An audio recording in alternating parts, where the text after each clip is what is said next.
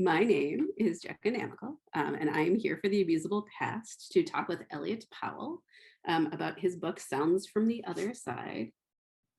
I have to read the subtitle, Afro-South Asian Collaborations in Black Popular Music, out last year, 2020, with the University of Minnesota Press and available open access, I believe. Is that right? You have no excuse not to go check it out. So Elliott has kindly agreed to join us today to talk about the book and the project, which is just a really fantastic, unique, interesting, smart contribution to so many different fields. It's one of the reasons we wanted to have you on here. So let me just ask you if you can just introduce yourself. Yeah, tell us who you are. Yeah, no, thank you. I'm Elliott Powell. I'm an associate professor in the Department of American Studies and the program in Asian American Studies, program in Asian American Studies at the University of Minnesota. Yeah, I've been at Minnesota for 7 years, and I do work in Black studies, Asian American studies, queer music studies, queer studies as well, and popular music studies. So yeah, and that's fantastic. about it. Thank you so much. Thanks for taking the time to talk with us. And you know, one of the reasons, and I already said this, that I asked you to do this is because this book brings together so many fields we don't really see come together very often, right? So it's about popular culture, it's about music, it's about the South Asian diaspora, it's about Black music and Black popular culture in the US.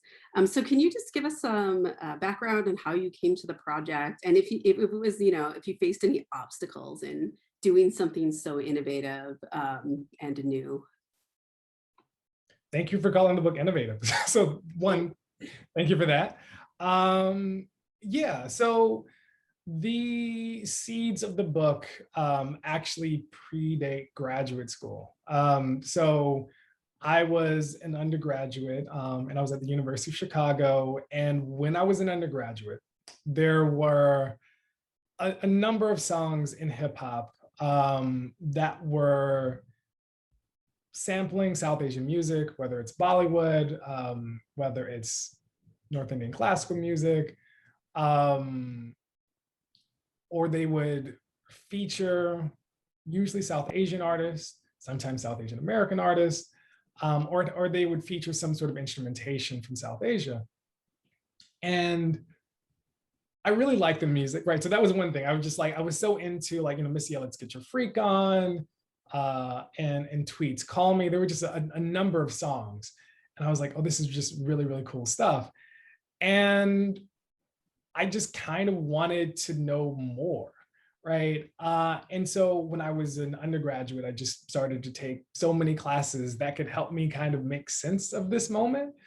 So I was taking classes in the music department that's about the cultural and social kind of approaches and studies of music. I took a class on the music of South Asia. I took a class on the South Asian diaspora. I took a class on sort of imperialism in Africa and Asia. So there was a number of things that I was just like taking in order to help me make sense of it.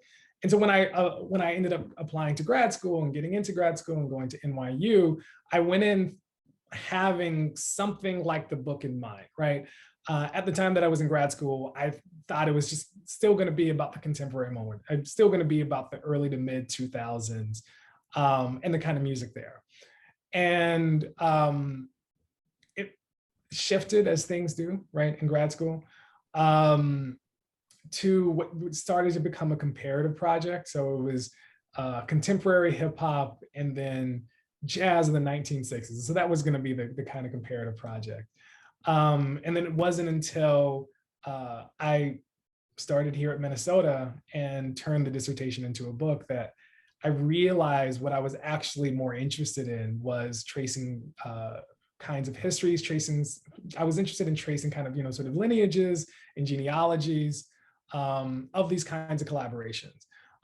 So that became what I figured out what I actually wanted to do for this book, was to actually trace a genealogy of the kinds of collaborations between Black and South Asian musicians in US, you know, popular music from really the 1960s up until, I think I call in the book the present.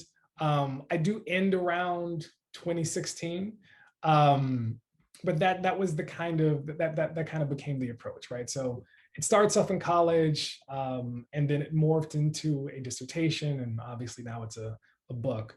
But I was always really kind of interested in these kind of intersections, in these kind of encounters, in these kinds of relations within sound between, you know, Black music and Black culture and Black people, and South Asian music, South Asian culture, and South Asian people. You really focus on the, I like all those words you're using, encounter, and you focus on the title, you have collaboration. And when reading this and while teaching your book this semester, this really stood out to all of us because there's so little really about collaboration between Black and South Asian communities, not just in the US, but in East Africa, where there's a large diaspora. In the Caribbean, there is a lot of musical collaboration, I suppose. So maybe that's the other place to look at there. And then we don't even do the UK. But anyway, it's, you know, in terms of global politics, you know, it's interesting that this is happening in the field of music. So perhaps you can talk about that a little bit. Whereas in, you know, in sort of contemporary politics, current politics, what we really hear about is a lot of friction between South Asian and Black communities, whether they be in East Africa, whether they be, you know, with wealthier South Asian communities in the US. You know, there's just a renewed global interest, I think, because of Isabel Wilkerson's cast, right? Having these conversations about W.E.B. Du Bois and cast in India, right? So there's a lot of this in the ether right now. And you know, point to this moment in music and lots of moments through decades. So why music? Why is like collaboration so fruitful there? What's going on with that? Yeah, you know, there are a number of ways that I want to answer to that. The first thing is I'll talk again about the kinds of seeds of the project. So what is important to really note when I first became interested in this topic is, right, this is after 9/11, right? And what I started to see happening in terms of media discourse was this kind of conversation that on the one hand, I was seeing a lot of media stuff around attacks against folks from the Middle East or who appeared to be from the Middle East, which also included folks from South Asia. And those kinds of attacks, there was a lot of media attention about Black folks attacking, you know, Middle Eastern folks and South Asian folks, right? Sikh folks, obviously.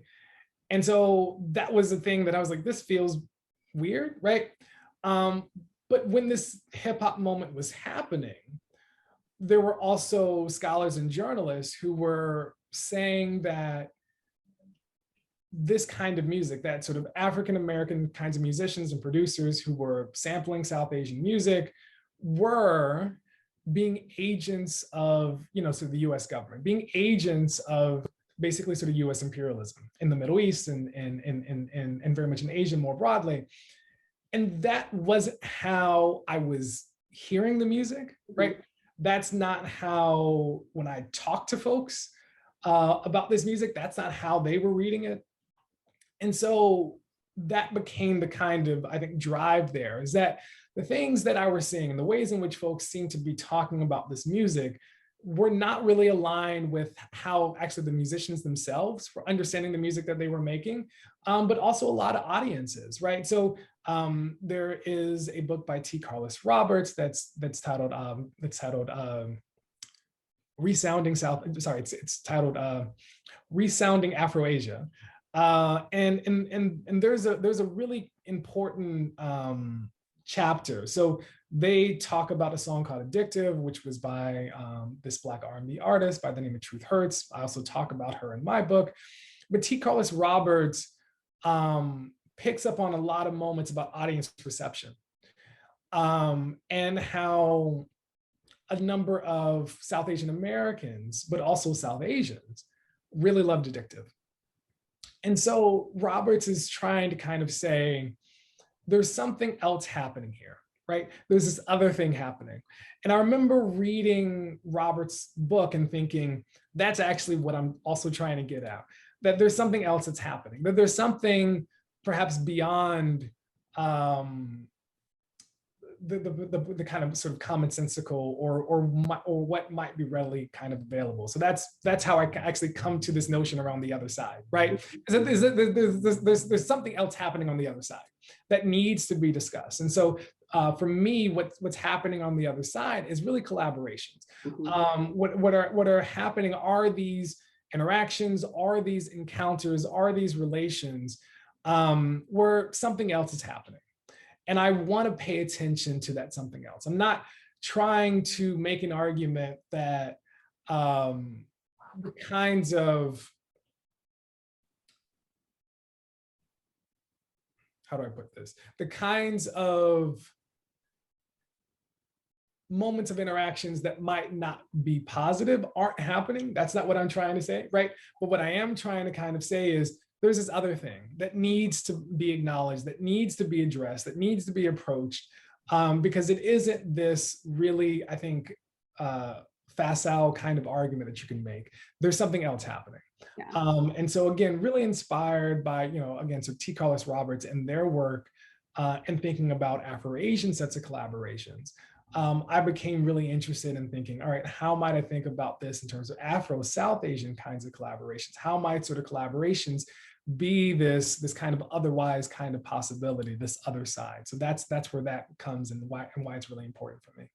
Yeah, and I think for me, this is it stands out because it's so hard to find material and just even occurrences. And you show it in the book, like through your research, you show how hard it is to find this. Because if you see just the cultural product, you can assume like, well, Coltrane was influenced, but he never met these, but you do the work of seeing, who goes to the restaurant? Now I can't remember, is that Miles Davis? Yeah, yes. Yeah. So looking for musicians in Indian restaurants in New York City, right? That is like mind blowing. I love that detail so much. And it just shows that people, these artists were really, really, really committed to finding people who could play this music, right? So it's not about taking, right? It is truly about this. And the other side can't be seen because, right, it's not being publicized, it's not being illuminated. Right. In any way. Yeah, I mean, but that's I mentioned this to someone else before, but like that's part of the workings of white supremacy, right? That's one of the things, right? Is setting up a cultural and kind of political ground that pits sets of communities. Yeah. And so what we see in these kinds of collaborations, we see a kind of resistance to that, right? So that's, again, another thing where I'm like interested in this other side, interested in collaborations, because it seems to really kind of try and actually resist that kind of impulse, right? Yeah. That I think that kind of groundwork that white supremacy has laid down, especially within the US. Yeah, and I think it's so, I mean, one of the reasons I really wanted to do this for Abusable Fest, because I think a lot of our audience, I hope we have an audience there, is really committed to leftist politics, right? And sometimes when you're really committed to leftist politics, you forget that things can be joyful. Yes. And that there can be liberatory practices, right? And that, sometimes they're not even like aligned with a certain politics. Right. That these people are like truly interested in these sort of artistic collaborations, but that they are like saying something, they are, and it's just a different mode of doing it, right? Yeah. I mean, the kind of other thing that I'll say about that is one of the things that I think is really important to note, that at least for me, right? If we are dedicated toward building and creating new kinds of worlds, new kinds of possibilities, we have to be creative. We have to imagine those new kinds of worlds and what those possibilities might actually look like. And so for me, that means that we have to go to imaginative spaces like the arts, right? So for me, this is why the arts become really, really key here, because they're part and parcel of how we might be able to imagine these new and alternative worlds. And so music for me ever since I was a kid, was that place where I could actually kind of imagine these kind of other worlds, right? This kind of other side, right? And so that, again, why I actually go to collaborations, why I go to music is because there is an understanding, right? Especially for someone like Miles Davis, especially for folks like Rick James. Um, they understand the kinds of political worlds in which they're living. And they're creating music through these collaborations, in part, in my opinion, because they're really invested in how do we rethink the now? How do we, again, set up and create, and essentially sort of create these new planes, these kind of political and also very much kind of aesthetics around these kind of future possibilities, right? And so that's, again, that was another thing that was clearly also driving this book as well. I mean, and I love that also with especially with the Miles Davis and the John Coltrane, just because of the time period, right? And you sort of offhandedly mentioned in your introduction, like, I don't want to talk about Madonna, I don't want to talk about the Beatles. People want to ask me about it. Like, this is not about the white people in India, and like that's the Beatles. I can talk about that, but anyway. But it's fascinating to me. I mean, not that we should, but because of the global politics of what the cultural object of India is, right? Yeah. So, especially the Coltrane and the Miles Davis chapters, they really give us a glimpse into like an unorthodox ways people were encountering Indian cultural objects, right? It's not the story that we all hear about the Beatles in the ashram. Right. And it's like nothing came out of that. So it's another story. It's like a really rich story, and I feel like it's opening doors to like much more thought about people that were collaborating here in these ways. So that's not a question; it's the comment. Again, that's a long time ago. A long time ago. This is pre-book. This is when I was working on the dissertation. But it stuck with me as like, if I could name my project at the time of his dissertation, even as I was working on this book, I was like, oh, if I could at any point have a way that I could title my book this, I would totally do it, and it would be "Fuck the Beatles and Fuck Madonna." That was going to be the name of the book. That was totally going to be the name of the book in my mind. That was going to be the name of the book. That was going to be the name of the dissertation. That's what I wanted to roll with. That's all in my head from now on. Right, and I remember no one is ever going to pick this up, right? If that becomes the actual title of the book. But in large part, that was part of my frustrations. Actually, was when I would look at the literature about folks like Coltrane, about folks like Miles Davis, but even the hip hop moment, there was always this pivot toward the Beatles, right? So folks would talk about John Coltrane, and they would say, what John Coltrane is doing is on the same plane. It's very similar to what the Beatles are doing. And George Harrison, they would talk about Miles Davis in that similar kind of light. And then with this hip hop moment, they would say, what sort of Missy Elliott is doing is very similar to what Madonna was doing in terms of the Ray of Light album. And I was like, they're not, right? It's for me, it's so clear that they're not. No. But it was a way for scholars and journalists, I think, to in their minds broaden the conversation, right? But part of what ends up happening is why pivot toward white artists and to whiteness when you're trying to broaden conversation? Rather, again, this is why I'm interested in really sort of genealogies, is there's this whole tradition within Black music where this has been happening. And so what Coltrane is doing, what Miles is doing, what Missy is doing, that's a part of that genealogy. That's a part of that lineage of this long history within Black music of these kinds of collaborations. And so, like, again, for me, it's about tracing a different kind of genealogy and in large part using a different kind of archive, right? Where I'm trying to get at a different set of questions, right? And so, like, for me, it was really, really important that I go to someone like Miles, why I go to someone like Coltrane, because Miles isn't, he's not thinking about the Beatles. He's not thinking about the Byrds. That's not what's happening. Coltrane isn't either, right? They're aware of it, but there isn't this causal link, right? There isn't this like, well, Miles is sitting there like, well, I know I now need to start working with South Asian artists because I'm seeing George Harrison is doing, like, that's just weird, right? It's just, it's not true, right? And the kind Yeah. of conversations that I've had, the kind of oral histories that I've done with folks who work with Miles, George Harrison never popped up, right? The Beatles never came up, and you know, it was never a kind of direct question. I spent hours and hours and weeks talking to folks, years talking to folks, right?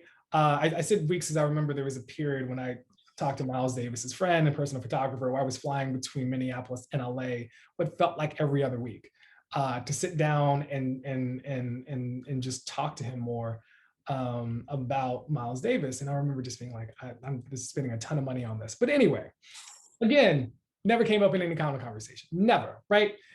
And so why actually, again, make this pivot toward these white artists, right? Why make this pivot toward the Beatles? Why make this pivot toward Madonna? Again, if I'm going to be generous, it seems as if the kind of impulse was, we need to broaden the conversation. We need to kind of widen up. We need to, in their eyes, and in the journalists and some of the scholars' eyes, I can imagine they're thinking, only thinking about hip hop, we might be missing something. So let's actually open it up.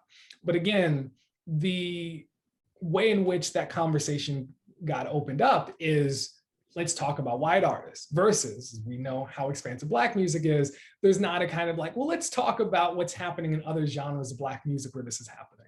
Yeah. And so that's what the book is doing in large part, is talking about this longer history, talking about these different kinds of genres, and really the political stakes of this kind of music making.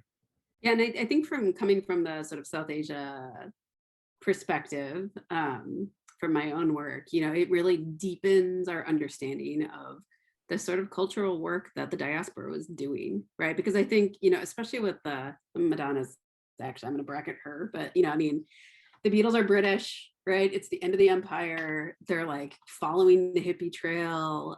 You know, they're collaborating with Ravi Shankar a little bit, but like they're a different political object, they're a different cultural object. Yeah. And what we have with these, like a lot of these people, South Asian musicians in the US, they're just it's a completely different context. They're not in India. Like Ravi Shankar is a huge name, right? He's a huge star. You have these sort of lower scale musicians, right, doing these kinds of things, and that's like, it gives real depth to the community that hasn't really been thought of as much more than doctors and engineers, right, coming after 1965.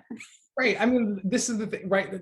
Someone like Miles, right, is going to these Indian restaurants, right, and hiring these kinds of musicians out of the restaurants, right? So there's a particular class dynamic that's operating here, right? So what does it mean for someone like Miles Davis to work with more working class South Asian folks, right, rather than these more kind of middle class, right? It's really pushing back against the post 1965 narrative. Someone like Timbaland, and working with a South Asian American woman artist from actually Philadelphia, who again is coming out of a post 1965 moment, obviously in terms of her being born and what kind of generation she is, but at the same time has a long history. I didn't talk too much about this in the book, but has a long history that dates back to the early 90s Black dance. So she was working with Todd Terry, who's one of the more prominent and influential house producers. She's working with him in the early 90s. And that's like really, really, really key to kind of bring up. Again, it's not these, what tends to get discussed, right? These necessarily trained, classically trained kind of musicians, right? That has a particular class dynamic, right? So someone like Rajesh Shori doesn't have that, right? But is interested in Black music, Black dance music, and it just spent the majority of, and she's still working on this, of her life working in Black music with Black musicians, with Black producers, singer-songwriters, all those kinds of things.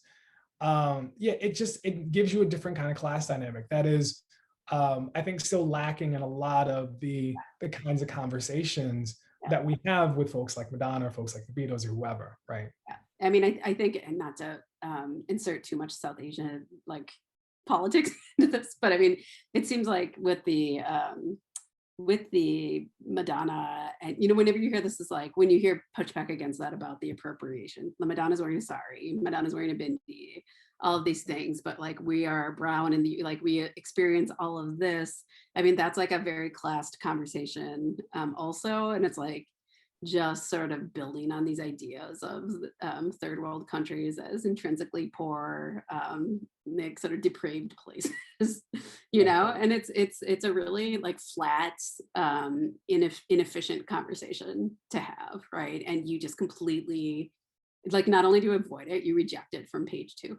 Yeah, no, And thank you, bravo. I'm happy to do so. Like, that was because I was like, I need to quickly address this and get this out of the way. I don't want to spend too much time on it. I spent all that time in the dissertation. Like, that's another thing. If there are folks in the audience who are like, dissertation to a book, one of the things that I knew I had to do, I was like, I spent way too much time in the dissertation talking about that. I was like, I'm not interested, need to get this out of the way, because I need to focus on those who I'm actually interested in, who's actually the kind of center of the book. And yeah, I mean, that's also the whole kind of Madonna moment, obviously supremely, so Orientalist, and I'd spend some time later on in the book, but also I think sort of in terms of introduction, really kind of thinking about the kind of complexities that kind of exist when we try to apply Orientalism to Black folks, right? What that actually looks like. Is it actually Orientalism? Is it not? Is it doing this other thing, right? And so I talk about the ways in which that theory need a little nuance. Yes, a little bit, right? I in large part, right, because there really isn't this binary logic of difference that actually exists. And so then it doesn't actually quite look like Orientalism. So that becomes not actually the proper framework to actually use to talk about these kinds of encounters, because you don't have that binary logic of difference, right? And so if it doesn't set up that way, then it fails in that. So we need to kind of think about other kinds of registers, other kinds of frameworks that might be a bit more kind of useful and capacious to kind of think about these kinds and sets of relationalities. Yeah, I think that's a wonderful place to pivot and tell everyone to learn more about those. Read the book. And let me finish by asking you, since you completed the book, you said around 2016, like what music has come out that you would include now? What else should we keep our eyes on in terms of Afro-South Asian collaboration? It's a great question. So there is, I think, a couple of things. So I was really shocked. Was this last year? 2020, yes, 2020 or 2019. This is the whole thing. Time has just kind of collapsed here. But I was really surprised in a good way that Missy Elliott had collaborated with her on a song that was going to be turned into a music video for the Super Bowl. So this was definitely 2020.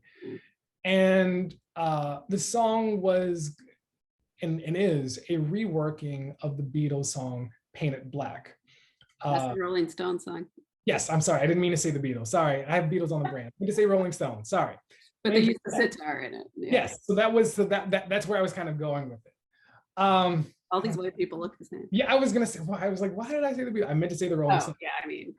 Right, but as you already mentioned, right, it has a prominent sitar on it, and what I loved about that, and what I wish I actually could have included in the book, is that this might be a new opening to a new kind of understanding. But what I think is really fascinating is that what Missy Elliott and her actually do with Paint It Black is they completely reimagine it, right? So they actually they very much want to kind of reject the kind of sort of appropriative practices of it. Instead, they want to think about what Painted Black might mean for two Black people, right? So they think about Blackness and South Asianness in a really, really fascinating way through music, right?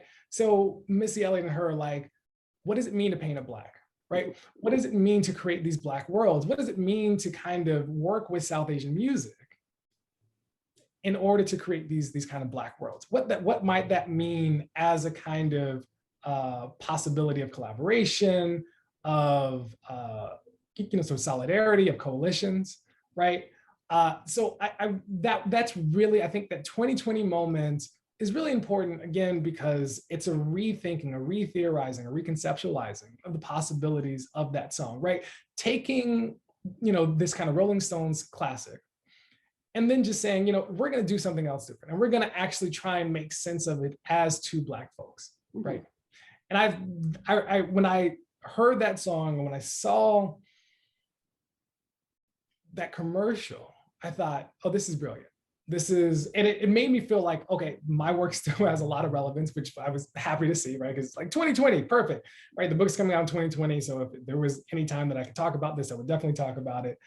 But what's also come out of that, and it's important to say she's not South Asian, but her is, so she's Black and Filipino. Her has now made it very explicit that she wants more of her sort of artistry to deal with solidarity and coalitions between Black people and Asian people. And that was like, again, this is really cool, because it seems like that 2020 thing that she did with Missy Elliott seems to be the start of something that she's now kind of moving forward to doing. And so if I were to bring it up to the present, I would definitely be talking about her.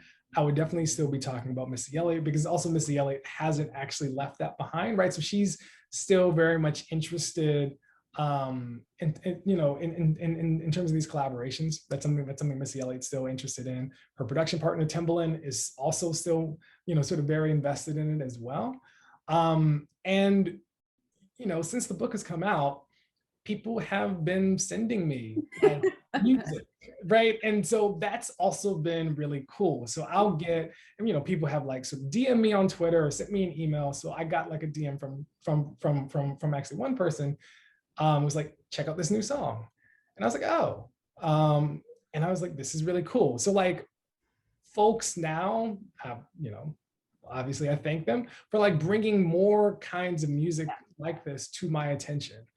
I'll also do a plug for Exodus Kareem, whose book I'm also blanking out on right now. Ishtal, thank you. Kareem also is one of those folks who will send me songs, right? Or moments when my something about my book kind of pops up. So there was a DJ. He sent me this kind of DM yesterday. There's apparently like this DJ who wanted to talk about South Asian samples in hip hop, and put together this mix. And I was like, see, this is really good. So folks are still very much interested in what's happening in the past, but there are also a number of new kinds of music. I think what's happening in Bollywood, if I could have also thought about a kind of addendum or a sequel or something to this book. I don't know if I'm gonna go down that path, but like Bollywood is another kind of moment. And there's obviously these kinds of relationships between Nollywood and Bollywood as well, that I've been thinking about. So 2021 is still very much a really sort of generative space in thinking about these collaborations. Absolutely. All right. Thank you so much, Elliott, for doing this. And yeah, everybody go get the book.